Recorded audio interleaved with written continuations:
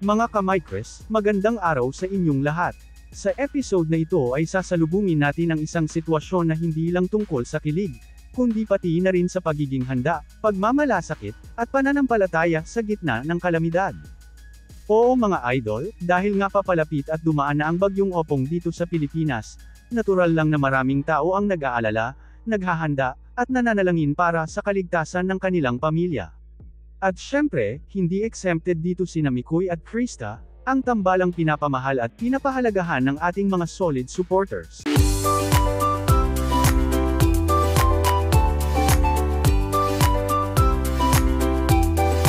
Po sa ating lahat, Kuya Earls. Sa mga unang eksena, makikita natin kung gaano ka-protective si Mikoy.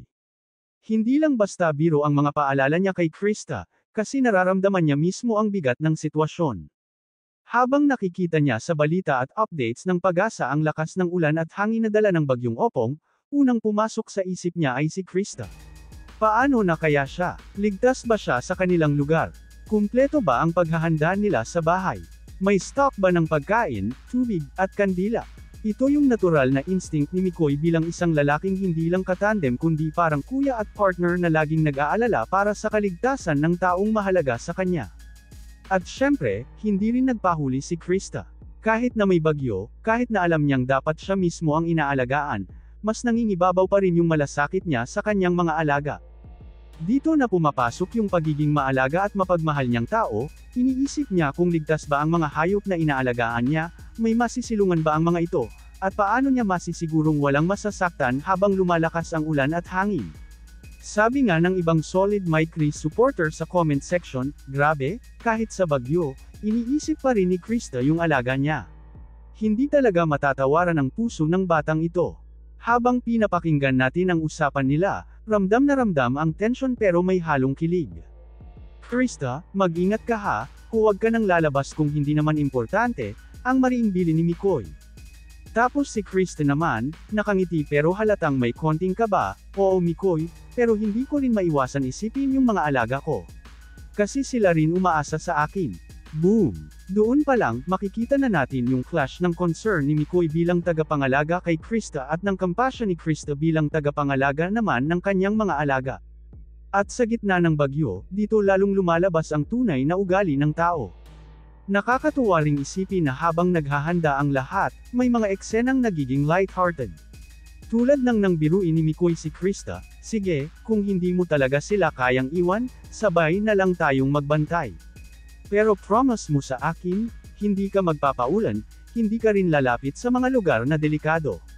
Dito napatawa si Krista, pero sabay rin siyang kasi ramdam niya yung sincerity ni Mikoy.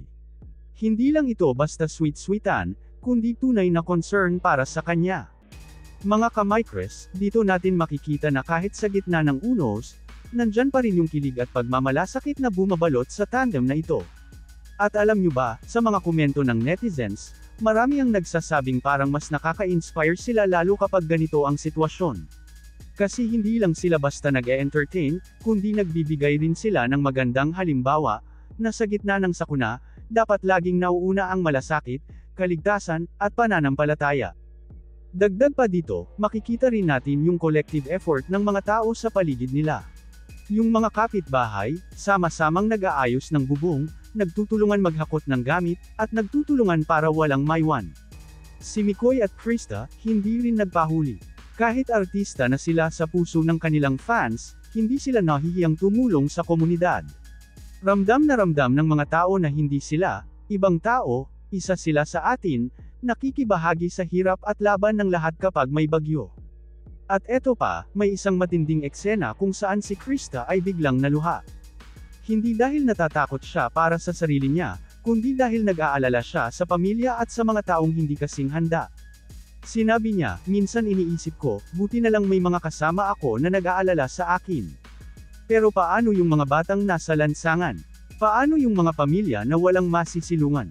Dito, kahit si Mikoy ay hindi napigil ang hawakan ang kamay ni Krista at sabihin, Krista, may magagawa tayo.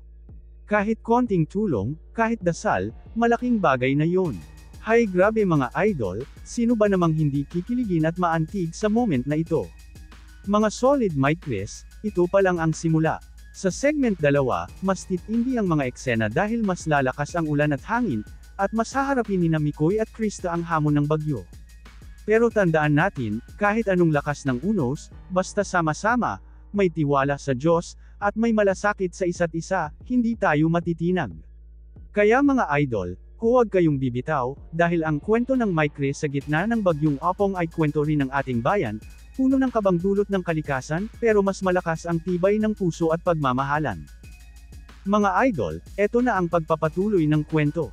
Kung sa segment 1 ay naramdaman natin ang concern at lamang ni Mikoy kay Krista at yung malasakit naman ni Krista sa kanyang mga alaga, dito sa segment 2 ay mas lumalakas na ang hampas ng bagyong Opong.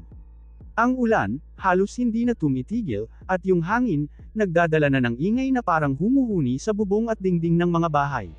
Dito natin makikita kung paano lumalabas ang tunay na karakter ng tao kapag nasa gitna ng pagsubok. Habang nakaupo sina Mikoy at Krista, maririnig ang lagaslas ng ulan sa labas. Paminsan-minsan, may maririnig na kalabog dahil natatangay ng hangin ang mga yero ng mga kapitbahay.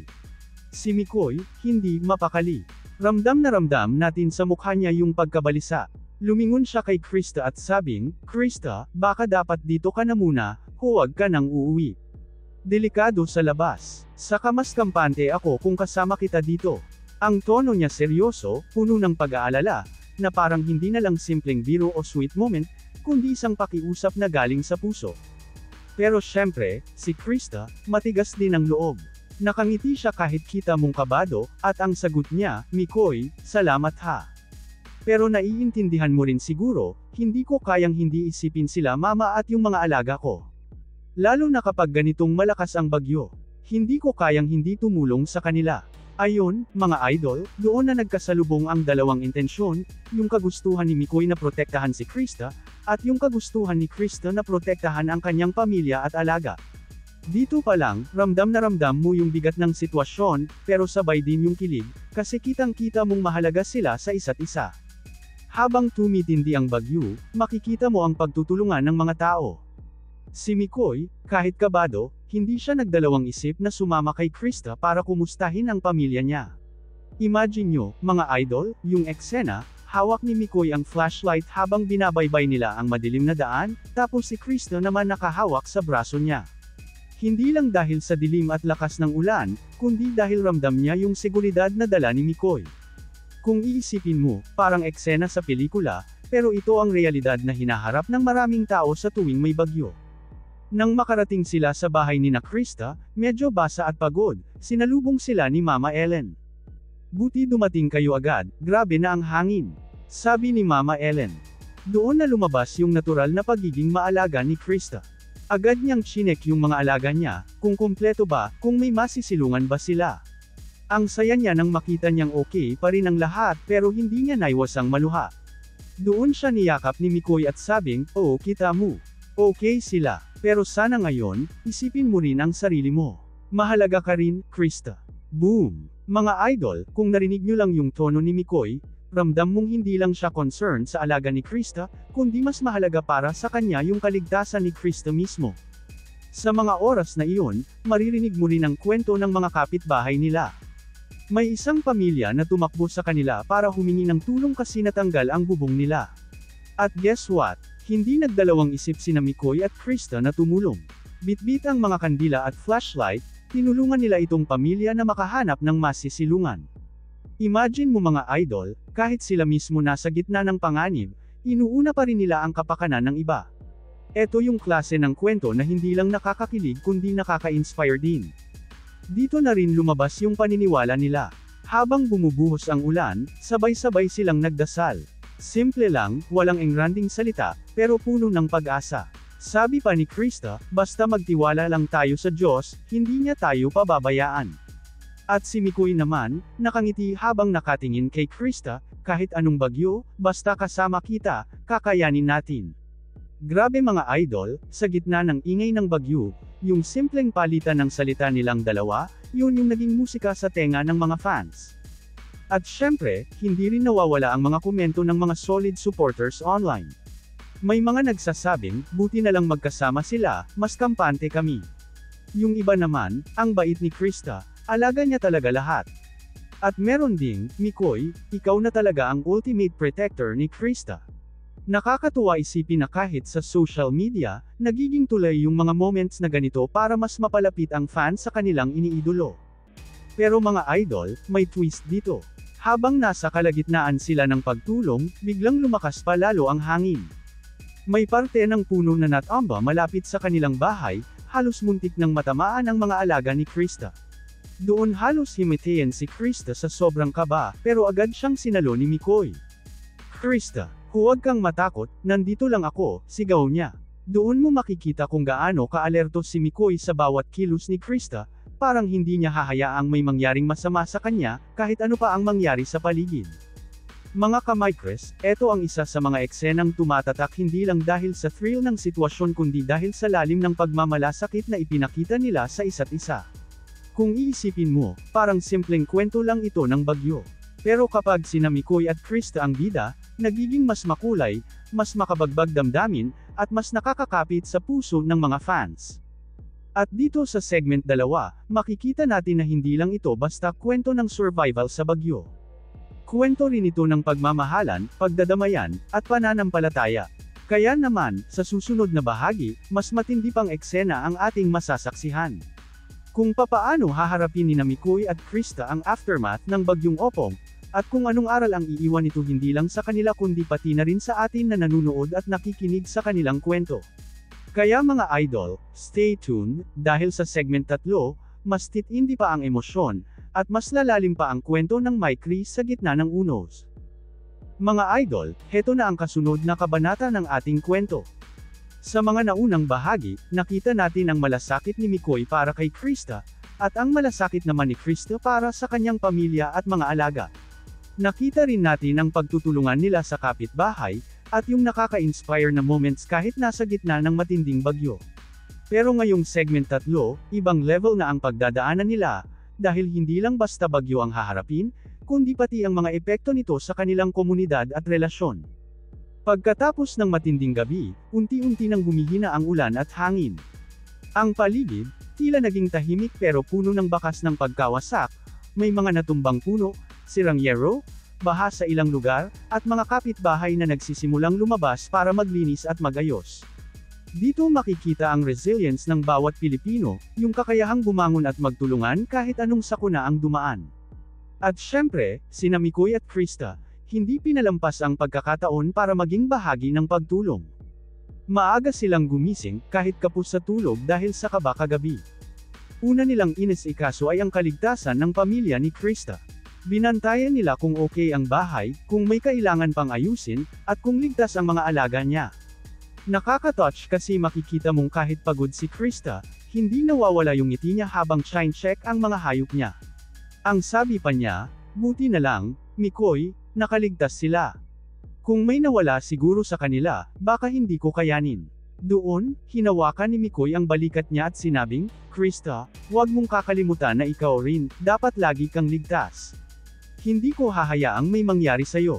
Boom! Mga idol, kahit aftermath na ng bagyo, ang kilig, buhay na buhay pa rin. Pero syempre, hindi lang sila ang may iniintindi. May kapitbahay silang nawala ng tirahan dahil tinangay ng hangin ang bubong nila. Agad na nagpresente si Mikoy na tumulong mag-ayos, habang si Krista naman nagdala ng pagkain at tubig para sa kanila. Imagine ninyo yung eksena, si Mikoy nakasando lang, pawisan habang nagbubuhat ng kahoy at yero, tapos si Krista naman hawak ang maliit na tray ng pagkain, nakangiti kahit halatang pagod. Parang teleserye mga idol, pero totoong malasakit ang pinapakita nila. Kaya hindi nakakapagtaka kung bakit ang daming solid Mike Chris fans ang patuloy na bumibilib sa kanila. Habang tumutulong sila, may mga bata ring lumapit kay Krista. Ate Krista, salamat ha, kasi binigyan mo kami ng tinapay. Dito na talaga naluha si Krista. Ang sagot niya, huwag kayong mag-alala, basta magtulungan tayo, malalampasan natin to. At syempre, si Mikoy, nakangiti sa gilid, proud na proud kay Krista. Kitang-kita niya kung gaano kabuti ang puso ng kasama niya, at doon niya nasabi sa sarili, ito yung dahilan kung bakit gusto kong palaging nandyan para sa kanya. Mga idol, sino ba naman ang hindi matutunaw sa ganitong moment? Pero hindi rin mawawala ang mga pagsubok. Dahil nga naglandfall ang bagyong Opong, maraming lugar ang binaha. Kaya si Mikoy at Krista, sumama pa sa relief operation ng mga kapitbahay. Nagtulungan silang magdala ng mga bigas, noodles, at canned goods sa mga pamilya na halos walang makain pagkatapos ng bagyo.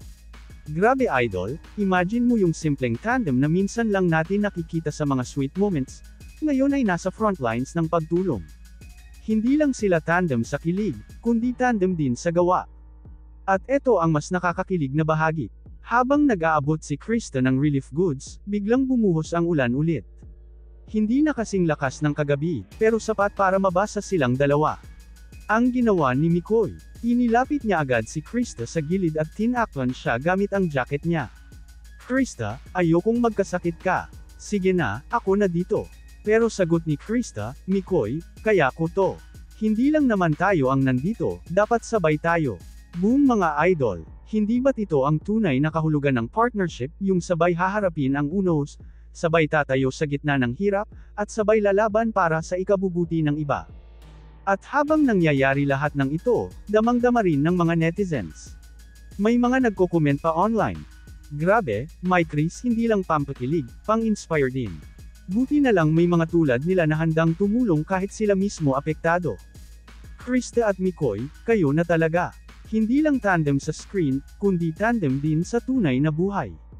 Mga idol, dito natin nakikita ang essence ng kwento. Ang bagyong Opong, oo, nagdulot ng takot at pinsala.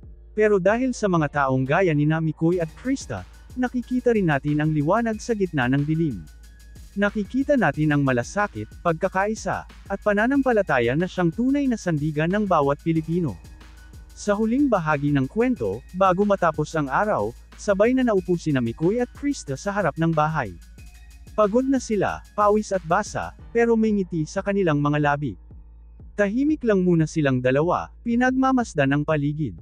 Tapos biglang nagsalita si Krista, Mikoy, salamat ha. Hindi ko alam kung anong mangyayari kung wala ka. At si Mikoy, tumingin sa kanya ng diretso at sinabing, Krista, basta tandaan mo, kahit anong bagyo ang dumating, hindi kita iiwan. Mga idol, hayaan niyo na akong magsabi ng totoo, sa mga salitang iyon. Ramdam ko na hindi lang ito para sa eksena, ramdam ko na galing ito sa puso ni Mikoy. Mga solid my Chris, kung tutuusin, hindi lang ito simpleng reaction video tungkol sa bagyo. Isa itong paalala na kahit anong lakas ng unos, basta't may tiwala sa Diyos, may malasakit sa kapwa, at may taong handang samahan ka sa hirap at ginhawa, hinding-hindi ka matitinag. At yon ang pinakita ni Mikoy at Krista sa atin lahat. Kaya idol, tapos na tayo sa ating tatlong segment. Pero ang mensahe na iniwan nito ay mananatili, ang bagyo lilipas, pero ang pagmamahal at malasakit, mananatili magpakailanman. Mga idol, ayan po ang buong kwento natin sa tatlong segment, ang laban ni Mikoy at Krista sa gitna ng bagyong Opong. Kung napansin nyo, hindi lang basta kilig ang dala nila kundi inspirasyon. Sa bawat hakbang, ipinakita nila na mahalaga ang malasakit sa isa't isa, sa pamilya, at sa komunidad.